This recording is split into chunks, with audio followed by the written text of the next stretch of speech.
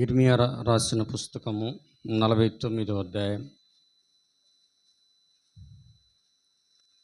34వ వచనం నుండి 39 వచనాల వరకు దేవుని యొక్క వాక్యాన్ని మనందరం కూడా భయభక్తులతో చదువుకుందాం.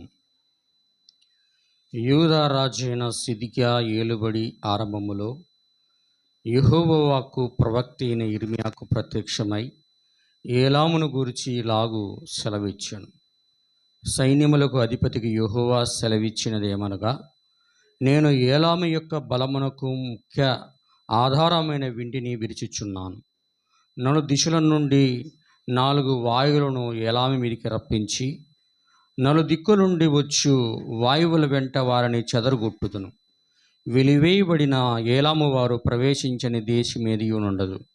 మరియు వారి శత్రు ఎదుటను వారి ప్రాణము తీయుజారి వారి ఎదుటను ఏలామును భయపడజేయుదును. నా కోపాగ్ని చేత కీడును వారి మీదికి నేను రప్పించును. వారిని నిర్మూలము చేయ వరకు వారి వెంట ఖడ్గము పంపుచున్నాను. ఇదే యెహోవా వాక్కు. నా సింహాసనమును ఇచ్చటిని స్థాపించి ఏలాముల నుండి రాజును అధిపతులను నాశనము చేయుదును. ఇది యెహోవా వాక్కు. అయితే కాలాంతమున చెరపట్టబడిన ఏలాము వారిని నేను మరలా రప్పించేదను. ఇదే యెహోవా వాక్కు. ఆమేన్. చదువుబడిన వాక్యం ప్రభు దీవించునుగాక. చిన్న ప్రార్థన చేసుకుందాం. మహోన్నతుడా, సర్వాధికారి, పరిశుద్ధుడా, నిత్య జీవి అయిన మా దేవా, నిరంతరము జీవించువాడా, నిన్న నేడు నిరంతరం ఏకరీతిగా ఉన్న మా ప్రభువా, నీకు స్తుతులు స్తోత్రాలు చెల్లిస్తున్నాం. చదువుబడిన వాక్యమును తండ్రి దీవించుము, ఆశీర్వదించండి. మీరే ప్రభువా అర్థము రేట్లో తండ్రి, మీరే లేఖనములను తండ్రి తీసి మీరు మాతో మాట్లాడమని ప్రార్థిస్తున్నాం. ప్రతి ఒక్కరిని తండ్రి మీరు బలపరచండి, మీ ఆత్మ చేత నింపండి. మీరు రాకడ కొరకు సిద్ధపడుతున్న ప్రతి ఒక్కరిని రాకడ కొరకు సిద్ధపరచమని మిమ్మల్ని బ్రతిమలాడుకుంటున్నాం. ఆత్మీయ జీవితంలో మేము ఎదుగులాగన సహాయం చేయమని, ఇక్కడున్న ప్రతి ఒక్కరిని దీవించి ఆశీర్వదించమని యేసుక్రీస్తు అతి పరిశుద్ధ నామంలో వేడుకొని ప్రార్థిస్తున్నాం. ఆమేన్. కూర్చొనవచ్చును. మరొకసారి సంఘముగా కూడిన దేవుని యొక్క పరిశుద్ధులందరికీ కూడా సాయంకాల సమయంలో ప్రభువైన యేసుక్రీస్తు నామంలో నా యొక్క వందనాలు తెలియజేస్తున్నాను. ఆమేన్. ఆమేన్. ఏలామును గురించిన ప్రవచనం మనమందరం కూడా చూచాం మార్నింగ్ సమయంలో. ఏలాము అంటే ఏంటి? ఏలాము అంటే ఇరాను దేశమై ఉన్నది. హల్లెలూయా. అది పారసిక దేశముగా ఉన్నప్పుడు దాని యొక్క ముఖ్యమైన పట్టణము ఎవరంటే ఏలామై ఉన్నది. హల్లెలూయా. ఇప్పుడు కాల సమీపంగా దాన్ని ఇరాన్ దేశముగా మార్చినప్పుడు దాని యొక్క ముఖ్యమైన ప్రధానమైన పట్టణం ఏంటంటే టెహ్రాన్. ఏంటి? టెహ్రాన్ అయినా క్యాపిటల్ సిటీ ఏంటి? టెహ్రాన్. హల్లెలూయా. ఇక్కడ మనము ఇర్మియా ప్రవక్త మాట్లాడుతున్నాడు. 49వ అధ్యాయంలో ఏమంటున్నాడంటే, ఏలాము యొక్క ముఖ్యమైన మూలాధారమైన వింటిని నేను విర్రగొట్టుచున్నాను. ఏలాము యొక్క ముఖ్యమైన వింటి అంటే ఆయుధము ఏదైతే వారి శత్రువుగా ఉన్న ఇజ్రాయెల్ దేశాన్ని నాశనము చేయడానికి తనకున్న డబ్బును, సంపదను, తనకు కలిగిన యావత్తును అది అనేక మంది సమస్యలకు అది ఇచ్చుచు ఇజ్రాయెల్ దేశమును నాశనం చేయడానికి అది ప్రయత్నిస్తూనే ఉన్నది. హల్లెలూయా. అది ఇజ్రాయెల్ దేశాన్ని నాశనం చేయాలనుకుంటా ఉంటే దేవుడు మాత్రం ఇరాన్ దేశమునే దేవుడు ముఖ్యాధారమైన మూలాధారమైనటువంటి దాని యొక్క ముఖ్యాధారమైనటువంటి వింటిని ఆయుధాలను దేవుడు విరుచుచున్నాడు. హల్లెలూయా. అందుకు అర్థమవుతుందా? దేవునికి స్తోత్రం. అంతేకాకుండా ఆ వింటిని దేవుడు విరిచినప్పుడు నలు దిక్కుల నుండి వాయువులను ఆయన పంపించినట్లుగా వాయువులు ఏ యొక్క రీతిలో ఏ మార్గములైతే వచ్చినవో అదే రీతిలో ఏలాము దేశము యొక్క ప్రజలు కూడా నలు దిక్కులకు చెదిరిపోతారని వాక్యం అంటా ఉంది. ఆమేన్. హల్లెలూయా. ఇదంతా కూడా మనం ఉదయకాలంలో చూసాం. ఇంకా దేవుని యొక్క సింహాసనం అంటే ఆ యొక్క దేశములు అనేక మంది క్రైస్తవులుగా మారడం, ఆయన యొక్క నామమును వారందరూ కూడా ధరించుకోవడం, దేవుని యొక్క సింహాసనం అక్కడ దేవుని యొక్క వారి యొక్క ప్రజలలో దేవుడు క్రైస్తవులుగా మార్చి వాళ్ళలో దేవుడు నివసించడం, ఆ విషయాలన్నిటి కూడా మనం చూచాం. హల్లెలూయా. ఈ యొక్క ఇరాన్ దేశము ఎందుకు ఇజ్రాయిల్ దేశమును నాశనము చేయాలనుకుంటుంది? ఎందుకు? ఉదయం చూసినట్లుగా వారి యొక్క మూల పురుషుడు అబ్రహాములో నుండి ఇష్మాయేలు మొదట వస్తూ ఉన్నాడు, ఇసాకు వాగ్దాన కుమారుడు వస్తున్నాడు. కానీ దేవుడు అబ్రహాముతో చెప్పాడు, శారా వలనదైందే నీ సంతానం అనబడును ఆయన. హల్లెలూయా. కానీ ఇక్కడ అబ్రాము తన కుమారుడుగా ఉండుటకు ఈయన్ని అంగీకరించాడు, కానీ ఇతడికి ఏ యొక్క వాగ్దానము నిబంధనను ఇష్మాయేలుకు దేవుడు ఇవ్వలేదు. హల్లెలూయా. ఇవ్వకుండా కొన్ని బహుమతులు, కొన్ని అవసరమైన అతనికి ఇచ్చి ఇష్మాయేలును దేవుడు పంపివేశాడు, అబ్రహాము ద్వారా పంపివేశాడు. కానీ ఆ వాగ్దానము నిబంధన అబ్రహాము నుండి ఇసాకుకు చేరింది. హల్లెలూయా. ఇప్పుడు ఇసాకులో నుండి ఇద్దరు కుమారులు బయటకు వస్తూ ఉన్నారు. ఇద్దరిలో ఒకడు యోదోము అంటే ఏషావు అయి ఉన్నాడు, ఇంకొకడు యాకోబు ఇజ్రాయిల్ అయి ఉన్నాడు. హల్లెలూయా. ఇప్పుడు దేవుడు ఇసాకు తన నిబంధనను, వాగ్దానమును ఆయన ఎవరికి ఇస్తూ ఉన్నాడయ్యా అంటే ఇజ్రాయేలుకు దేవుడు దాన్ని ఇస్తూ ఉన్నాడు. కానీ దాన్ని పొందుకొనకపోవట కారణమును బట్టి తన యొక్క జ్యేష్ఠత్వమైన వాగ్దానము, నిబంధనను పోగొట్టున కారణమును బట్టి ఆదినము నుండి యోదోము యాకోబు మీద పగబట్టి ఉన్నాడు. అతడిని ఏలాలనే ఉద్దేశం కలిగి ఉన్నాడు. అందరూ వింటున్నారా? హల్లెలూయా. అందుకే ఒక మెసేజ్లో అంటాడు, ఒక మెసేజ్లో ఏదోముకు ఇజ్రాయెల్ని ఏలాలనే ఆలోచన ఉంది. అందుకే క్రీస్తు మొదటి రాకడలో వచ్చినప్పుడు అక్కడ ఉన్నటువంటి ప్రధానమైన వాళ్ళు ఎవరు అంటే ఒకటి హేరోదు, ఇంకొకడు పిలాతు. చెప్పండి, అవునా కదా? ఆమేనామే. హల్లెలూయా. రోమా ప్రభుత్వంలో ఇజ్రాయెల్ని పరిపాలిస్తున్న వాళ్ళు ముఖ్యమైన వాళ్ళు ఎవరు అంటే ఒకటి హేరోదు, ఇంకొకటి పిలాతు. హల్లెలూయా. కానీ పిలాతును గురించి ఎన్నడూ కూడా క్రీస్తు ప్రభువైన యేసుక్రీస్తు వారు ఏమీ తప్పుగా ఎన్నడూ కూడా మాట్లాడలేదు. కానీ హేరోదును నిన్ను పిలుచుచున్నాడు అని చెప్పినప్పుడు మాత్రం వెళ్ళి ఆ నక్కతో చెప్పుడి అన్నాడు. ఆమె అయినను హేరోదు యొక్క తండ్రి ఎవరు అంటే ఒక ఏదోమీయుడు. అతడు యూదా మతమును పుచ్చుకునుట వలన యూదాలోనికి వచ్చాడు. కానీ అతడి తండ్రి, మీరు వికీపీడియా మీరు కానీ సెర్చ్ చేసి చూసినట్లయితే హేరోదు యొక్క తండ్రి ఒక ఏదోమీయుడు, ఇతడు జుడాయిజమును పుచ్చుకున్నాడు. అందుకే అక్కడ గవర్నర్గా ఉన్న విషయాలన్నీ కూడా మీకు బయటకు వస్తాయి. హల్లెలూయా. దేవుని యొక్క నామానికి మహిమ కలుగును గాక. కాబట్టి ఇప్పుడు ఇక్కడ ఏదోము ఇజ్రాయేలు మీద పగబట్టి ఉన్నాడు. ఇక్కడ అబ్రాముతో ప్రత్యక్షత లేని లోతు కూడా బయటకు వచ్చాడు. లోతులో నుండి వచ్చినటువంటి మోయాబీయులు, అమ్మోనీయులు, అబ్రాములో నుంచి వచ్చి ఇష్మాయిలీలు, అబ్రాములో నుంచి కెతురా ద్వారా పుట్టిన అనేక మంది సంతానము, ఇక్కడ ఆ ఇసాకు నుండి వచ్చిన ఏదోము, ఇంకా అనేక మంది చుట్టూన్న ప్రజలందరూ కూడా ఈ చిన్నవాడైనటువంటి ఇజ్రాయెల్ అంటే ఈర్ష్య అందరికీ. హల్లెలూయా. అందుకు అర్థమవుతుందా? అందుకే ఇది మనం తెల్ల చూసినప్పుడు ఈ ఒక్క కంట్రీ చుట్టే ఈ దేశాలన్నీ చుట్టుకొని ఉంటాయి. చుట్టూ అసలు ఎటు వెళ్ళలేడు అనమాట ఇజ్రాయేలు. అట్లా కప్పి ఉంటాయి ఈ దేశాలన్నీ.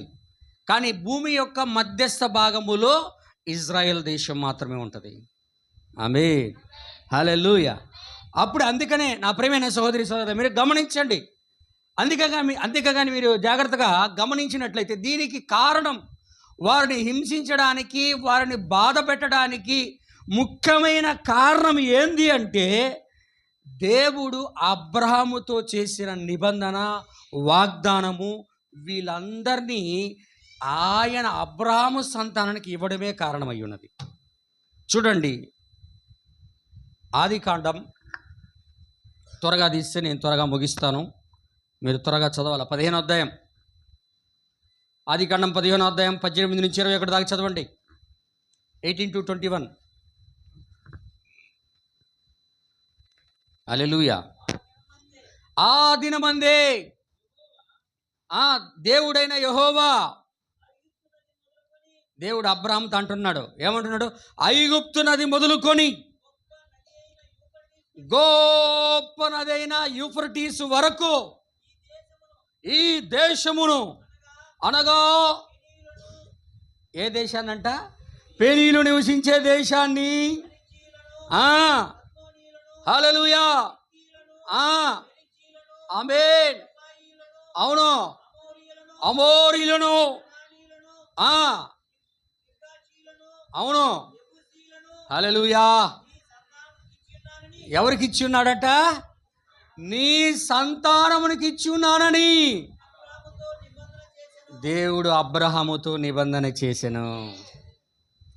హల్లెలూయా. అందరు వింటున్నారా? అందరు చేతులు ఎత్తి ఆమేన్ చెప్పండి.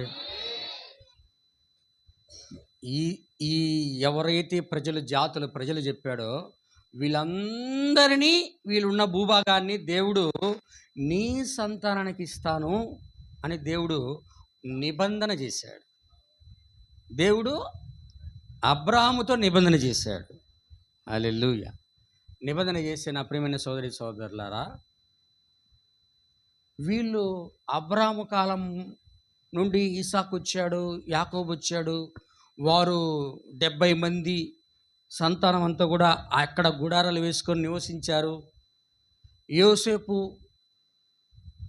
ఐగుప్తు వెళ్ళిపోయాడు.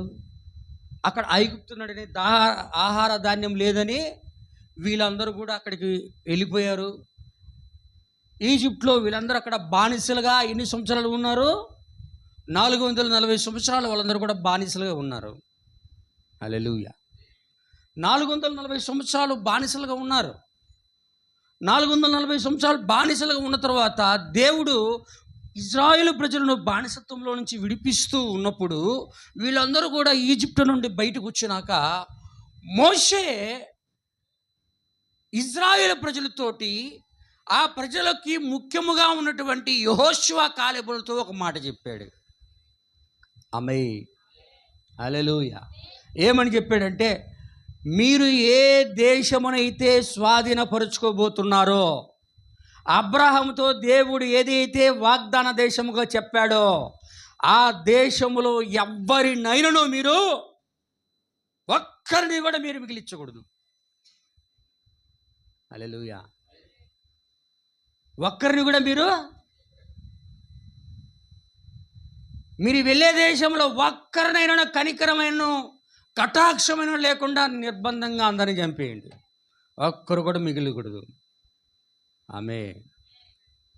ఒకవేళ మిగిల్చారనుకో, ఏమండి, వారు మీకు ముండ్లుగాను, మీకు బల్యాలుగాను. చదువు సంఖ్యాకాండం త్వరగా, ఫాస్ట్. 33:55.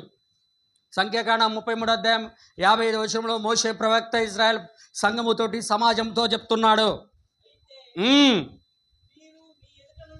మీరు మీ ఎదుట నుండి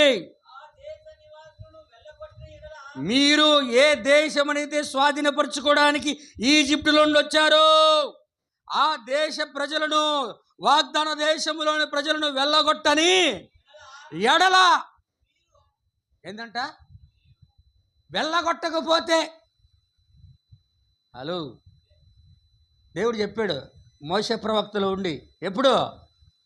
దాదాపు ఇప్పుడు క్రీస్తు వరకు 2000 సంవత్సరాలు, 2000 సంవత్సరాలు. అబ్రహాం వరకు, ఒక నోవాహు వరకు క్షమించండి, ఒక 2000 సంవత్సరాలు.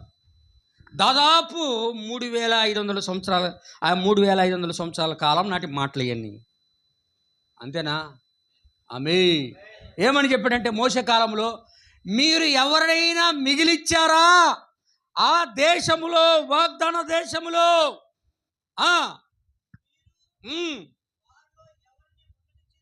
ఎవరినైతే ఉండనిస్తారో వారు మీ కళ్ళల్లో ఎలా ఉంటారట?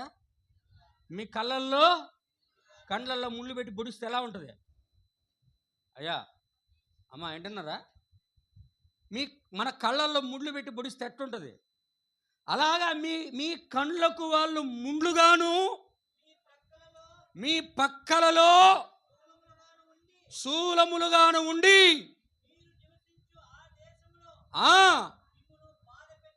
మిమ్మల్ని బాధ పెడతారు. హల్లెలూయా. ఆమేన్, ఆమేన్. మీకు ఒక విషయం తెలుసా? దేవుడు వాగ్దాన దేశాన్ని అబ్రాముకి ఎంత కావాలో తిరిగాయా అబ్రామ అంటే, అబ్రామ్ మొత్తం తిరిగి వెళ్ళిపోతే వీళ్ళు స్వాధీనపరచుకోవడానికి ఇజ్రాయేల్ ప్రజలందరూ కూడా వెళ్ళి ఆ దేశంలోకి అడుగు పెట్టిన తర్వాత వాగ్దాన దేశం మాకు వచ్చిన ఆనందంతో కొంత భాగానే స్వాధీనపరుచుకున్నారు. కానీ దేవుడు ఎవరినైతే చంపి విడిచిపెట్టకూడదు అన్నాడో వాళ్ళలో కొంతమందిని విడిచిపెట్టేశారు. ఇంకా కొంత భాగాన్ని భూభాగాన్ని వాళ్ళు ఆక్రమించుకోలేదు, మిగిలిపోయింది. చూడు యెహోషువ గ్రంథం ఒకసారి, యెహోషువ గ్రంథం 13:1. యెహోషువ గ్రంథంలో దేవుడు అంటున్నాడు యెహోషువ ప్రవక్త ద్వారా, వయసు అయిపోయింది, అవసాన కాలంలో యెహోషువ గారు ఉన్నారు. దేవుడు ఇలాగూ సెలవిస్తున్నాడు యెహోషువ తోటి. అవును, ఏంటంట? స్వాధీనపరుచుకునడానికి అతి విస్తారమైన దేశము ఇంకా మిగిలిందయ్యా. అంటే వాళ్ళు మొత్తము ఇంకా స్వాధీనపరచుకోలే. యెహోషువ కాలానికి కూడా మిగిలిపోయింది. ఎవరినైతే చంపమన్నాడో దేవుడు వాళ్ళందరిలో అందరినీ మిగిలిచేసి, ఎట్టా? సౌలు కదా, అయ్యో కనికరం చూపించాడట. కనికరం చూపించి కుంటిదాన్ని, గుడ్డిదాన్ని, చెవిటిదాన్ని, మూగదాన్ని, గొర్రెల్ని, మేకల్ని, ఏవే ఉన్నాయి అన్నిటిని చంపి బాగా బాగా బాగా బలిసిపోయిన వాటి అన్నింటిని తీసుకొచ్చి దేవుడి కేసు మగదానికి మందలో దాచిపెట్టాడు. ఆమె వీళ్ళు రాజ్యము తమ యొక్క వాగ్దాన దేశం వచ్చిన ఆనందములో వాళ్ళు ఏం చేశారు? మొత్తము స్వాధీనపరచుకోలేకపోయారు. హల్లెలూయా. దాంట్లో పాలస్తీనా కూడా ఒక భాగమే. వింటున్నారా? పాలస్తీనా కూడా. ఇప్పుడు పాలస్తీనా ఏమైపోయింది? ఇజ్రాయెల్ మెడకి పెద్ద ఊరైపోయింది కాదా? చెప్పండి. హమాసులు పాలస్తీనాలో ఉన్న గాజాలో దాంకొని ఇరాన్ నుంచి ఆయుధాలు తెచ్చుకొని ఊరికే వాళ్ళకి కళ్ళల్లో ముళ్ళుగాను పక్కల్లో సోలముల్లాగాను. చెప్పండి, చెప్పండి. హల్లెలూయా. ఆమేన్.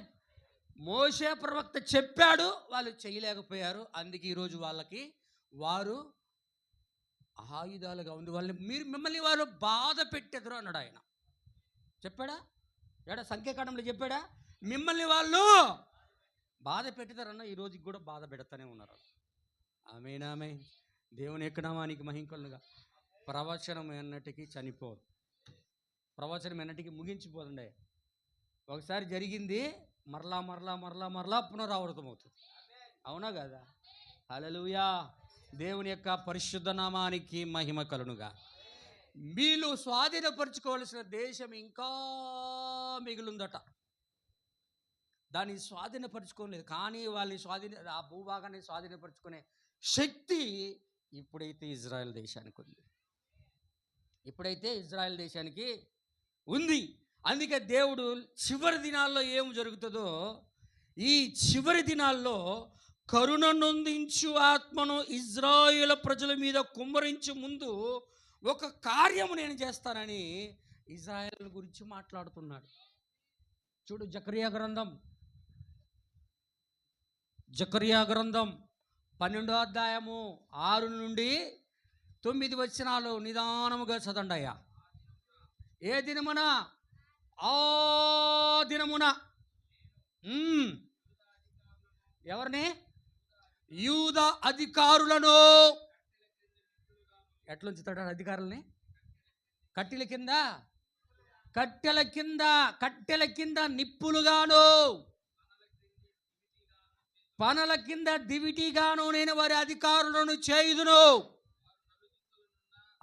వాళ్ళు ఏం చేస్తారు? అధికారులందరూ ఏం చేస్తారు? వాళ్ళ అధికారులు ఇజ్రాయెల్ దేశం యూదా అధికారులు ఏం చేస్తారండి? నలు దిక్కులంటే భూమి యొక్క 4 వైపులున్న జనములందరినీ దహించెదరు. Praise the lord.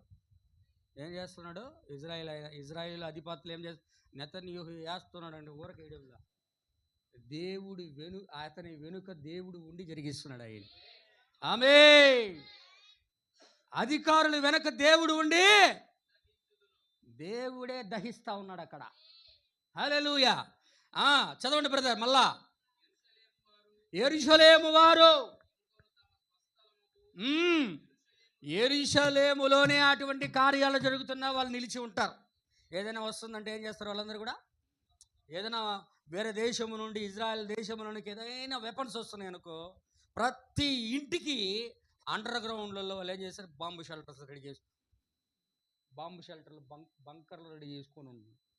ఎంత పెద్దది చేసినా ఏం చేశారంటే ముందే పడబోయే ఒక 5 నిమిషాలకు ముందే సైరన్ వచ్చేస్తారు. హల్లెలూయా. వాళ్ళు ఏం చేస్తారు? వెంటనే అండర్ గ్రౌండ్కి వెళ్ళిపోతారు. వాళ్ళు ఏమి చేయదు, వాళ్ళు అక్కడే ఉంటారు. ఆమె ఆ జ్ఞానం ఎక్కడిదంటే దేవుడి. హల్లెలూయా. ఒక సంథింగ్ కొన్ని నెలల క్రితం ఏం చేశాడు? ఇజ్రాయెల్ నాశనం చేయాలని ఒకడేం చేశాడు? వాగ్దానం చేసి ఇజ్రాయెల్ దేశాన్ని భూమి మీద మ్యాప్లు లేకుండా చేసేస్తా అంటే ఆ చెప్పిన వాడి ఇంటి కిందనే ఏం చెప్పారంటే భూకంపాన్ని రప్పించారు.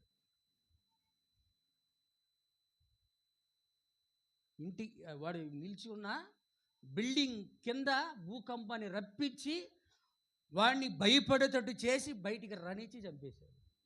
హల్లెలూయా. ఆమేన్. దేవుని యొక్క నామానికి మహిమ కలుగును గాక. ఇప్పుడున్న ప్రెసిడెంట్ కాకుండా ఇంతకుముందు ప్రెసిడెంట్ అబ్రహాం రైజీ, హల్లెలూయా, ఏం చేశాడు? మ్యాప్లను లేకుండా చేశాడు ఇజ్రాయెల్ దేశాడు. చెప్పిన కొద్ది రోజులకే హెలికాప్టర్ క్రాష్లో చచ్చిపోయాడన్న వార్త వచ్చింది. అది ఎట్లా జరిగిందో నాకు తెలియదు, ఆయనకి తెలుసు. వింటున్నారా? అర్థమవుతుందా? కానీ ఇవన్నీ మనము సంతోషించడానికి చెప్పడం లేదు, కానీ ఈ లేఖనమును చూసి మనకి విశ్వాసాన్ని వృద్ధి పొందుకొని రాకడ కొరకి సిద్ధపడాలని చెప్తా ఉన్నా. ఆమేన్. హల్లెలూయా. దేవుని యొక్క నామానికి మహిమ కలుగును గాక. చదవండి బ్రదర్. అక్కడనే వారు నివసించెదరు. దావీదు ఇంటి వారును, ఏమంట? దావీదు ఇంటి వారును, యెరూషలేములోని నివాసులను తమకు కలిగిన ఘనతను బట్టి యూదా వారి మీద అతిశయపడకుండా, అంటే గొప్పగా ఉండకుండా, వాళ్ళకి తాము హెచ్చించుకొనకుండా దేవుడు ఏం చేస్తాడంట? యూదా వారిని మొదట రక్షించును. ఆ కాలములో యెహోవా యెరూషలేము నివాసులకు, ప్రైజ్ ది లార్డ్, హల్లెలూయా, దేవుడే వాళ్ళకి ఇప్పుడు సంరక్షకుడిగా ఉన్నాడు. ఇజ్రాయేల్ ప్రజలను కాపాడేది ఎవరు? దేవుడే. ఎందుకంటే తన వాక్యమును తాను బైబిల్ గ్రంథములో రాయిచ్చి వాళ్ళకి రక్షణ లేకుండా చేస్తే దేవుడు నమ్మకస్తుడు కాలేడు. అందుకే తన పిల్లల్ని తానే కాపాడుకుంటున్నాడు. ఆమేన్. చదవండి. సంరక్షకుడుగా ఉండును. ఆ కాలములో వారిలో, ఇజ్రాయేల్ ప్రజల్లో శక్తి లేనోళ్ళు, శక్తిహీనులు, అబ్బా దావీదంత బలం గల వాళ్ళగాను, శక్తిహీనులే దావీదంత బలం గల వాళ్ళు అయితే, దావీదు కుటుంబంలో పుట్టిన వాళ్ళు అయితే దేవుని వంటి వారు గాను. హల్లెలూయా. అంటే దేశాన్ని కాపాడే దూతల వలె వాళ్ళు కనపడతా ఉన్నారు. దేవుని యొక్క నామానికి మహిమ కలుగును గాక. ఇది ఎప్పటి వరకు జరుగుతూ ఉంటుందంటే హర్మిగద్దోను యుద్ధం వరకు జరుగుతూనే ఉంటుంది. అన్ని దేశాలలో ఇజ్రాయెల్ని అటాక్ చేస్తూనే ఉంటారు. ఇజ్రాయెల్ దేశం యొక్క అధిపతులు వారిని దహిస్తూనే ఉంటారు. అది ఆగదు. ఎందుకు ఆగదు అంటే వారు వీళ్ళకి వదిలేశారు కాబట్టి వీళ్ళకి వాళ్ళు ఎలా ఉంటారు? బల్యాలు గాను, కండల్లో ముళ్ళు గాను, బాధపరిచే వాళ్ళుగా వాళ్ళు ఉంటారు. హల్లెలూయా. వీళ్ళు మాత్రం దహించడం మాత్రం వీళ్ళు మాత్రం వదులుతారు. హల్లెలూయా. ఆమేన్, ఆమేన్, ఆమేన్, ఆమేన్. దేవుని యొక్క పరిశుద్ధ నామానికి మహిమ కలుగునుగాక. దావీదు ప్రవక్త ఈ అరబ్ దేశాలు, మిగతా కంట్రీస్ అన్నీ కూడా మూడవ ప్రపంచ యుద్ధములో ఇజ్రాయెల్ దేశముని మీదకి రావడం దర్శనంలో చూచాడు. దర్శనంలో జరిగే విషయాన్ని చెప్తున్నాడు. చూడండి, 80 కీర్తనల గ్రంథం 83వ అధ్యాయం.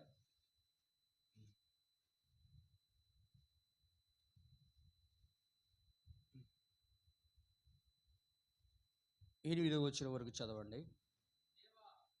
ఏమంటున్నాడు? దేవా, ప్రార్థన చేస్తున్నాడు ఆయన. దేవా, ఊరకుండబాకయ్యా, దేవా మౌనముగా ఉండమాకు. నీ శత్రువులు, ఇజ్రాయెల్ దేశం యొక్క శత్రువులు అల్లరి చేయుచున్నారు. నిన్ను దేవుడు అంటే నిన్ను ద్వేషించే ప్రజలు తలలు పైకెత్తుకొని ఉండారయా.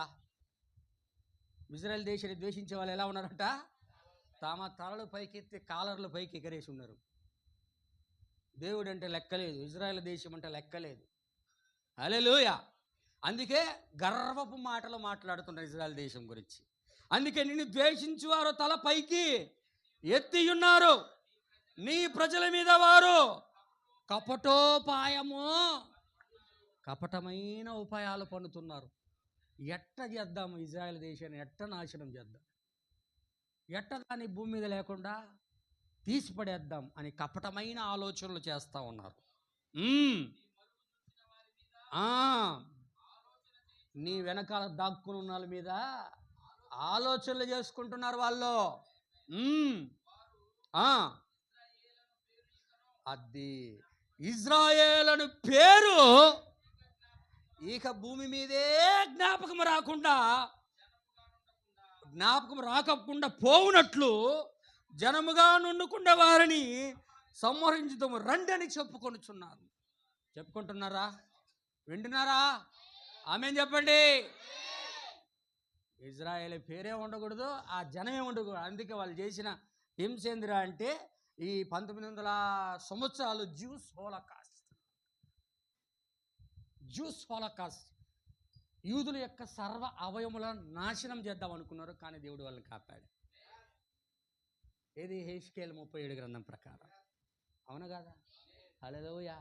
వాళ్ళు పేరు లేకుండా, ఇజ్రాయెల్ దేశం పేరు లేకుండా చేద్దాం, ఆ జనాలేసం లేకుండా చేద్దాం అనుకొని వారు చెప్పుకొనుచున్నారు. ఏక మనసు వారు ఆలోచన చేసుకొని ఉన్నారు. నిబంధన కూడా చేసుకున్నారంటయ్యా. నిబంధన చేసుకొని ఉన్నారు. ఎవరెవరు వాళ్ళంట? గుడారపు వాసులైన ఏదోమీయులు, ఇష్మాయేలీలు ఉన్నారా? ఏమండి ఉన్నారా? వీళ్ళందరూ వస్తారు రేపు జరగబోయే ప్రవచనం ఇది. హల్లెలూయా, దేవునికి స్తోత్రం.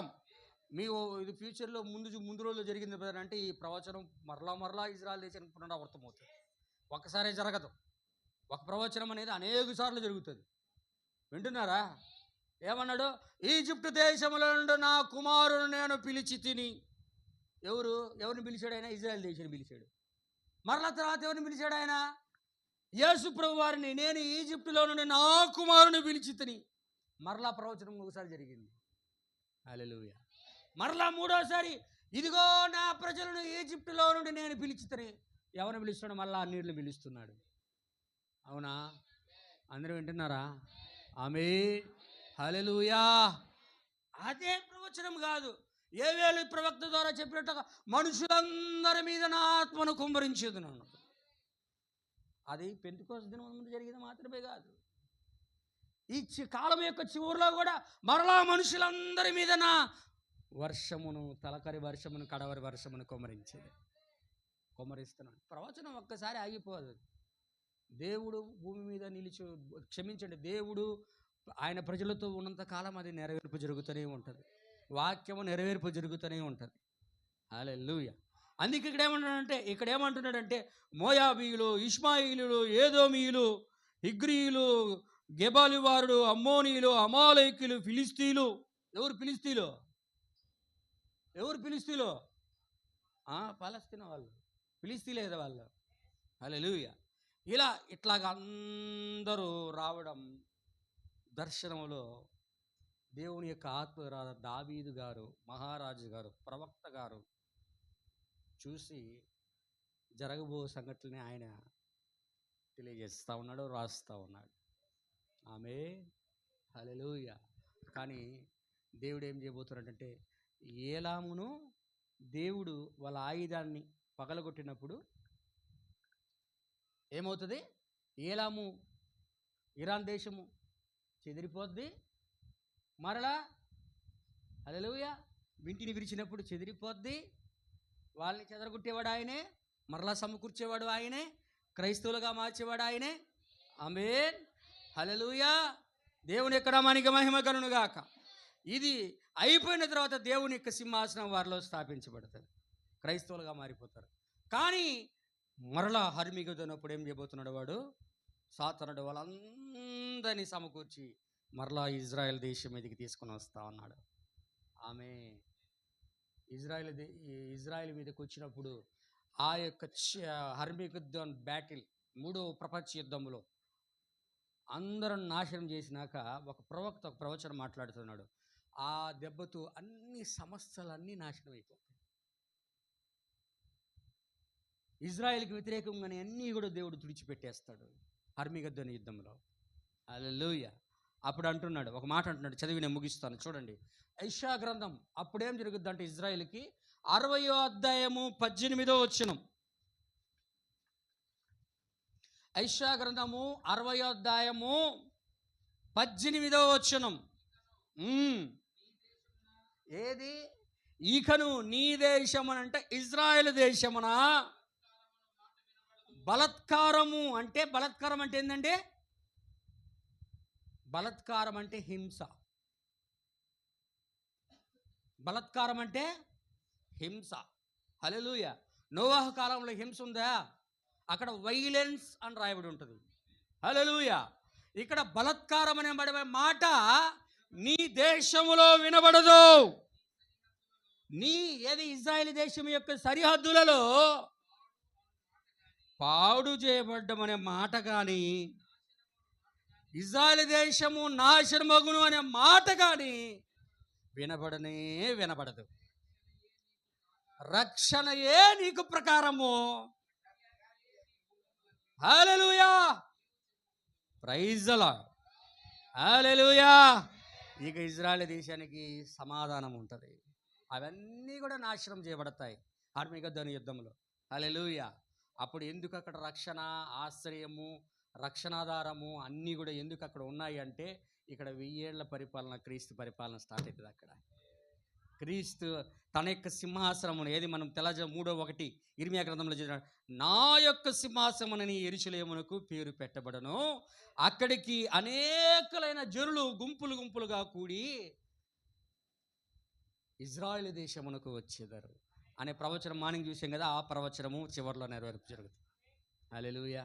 అందుకు అర్థమవుతుందా? ఆమేనేనా? హల్లెలూయా. హల్లెలూయా. కాబట్టి ఏలామును గురించిన ప్రవచనం ఉంది. నేను ఎందుకు చెప్తానంటే, ఇరాన్ దేశం నాశనం చెప్తానని మనం సంతోషపడ్డానుకో, లేకపోతే కేకలడానికో కాదండి. హల్లెలూయా. ఎందుకు చెప్తుంటే, ఇరాన్ దేశం తన యొక్క లేఖనము నెరవేర్పు చేస్తూ ఉంది. అమెరికా దేశం తన యొక్క లేఖనాలను నెరవేర్పు చేస్తూ ఉంది. ఇజ్రాయెల్ దేశం తన యొక్క లేఖనాలను నెరవేర్పు చేస్తూ ఉంది. రష్యా దేశం తన యొక్క లేఖనాలను నెరవేర్పు చేస్తూ ఉంది. ప్రపంచ దేశాలని కూడా బైబుల్ చుట్టే తిరుగుతూ ఉన్నాయి. అది కథ. కాబట్టి మనను గూర్చిన లేఖనం, బైబిల్లో వధువును గురించి ఏవైతే ఉన్నాయో అవి మన జీవితంలో నెరవేర్పు చేయడానికి దేవుడు మనల్ని హెచ్చరిస్తూ ఉన్నాడు.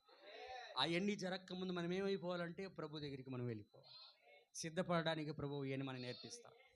ప్రతి లేఖనము లోకంలో ఉన్న ప్రజలు అనుకోవచ్చు, మాదే ఒరిజినల్, మాదే ఒరిజినల్, మాదే ఒరిజినల్. ఏది ఒరిజినలో జగత్తు పునాది వేడుకు నిర్ణయించేసి. హల్లెలూయా. దేవునికి స్తోత్రం.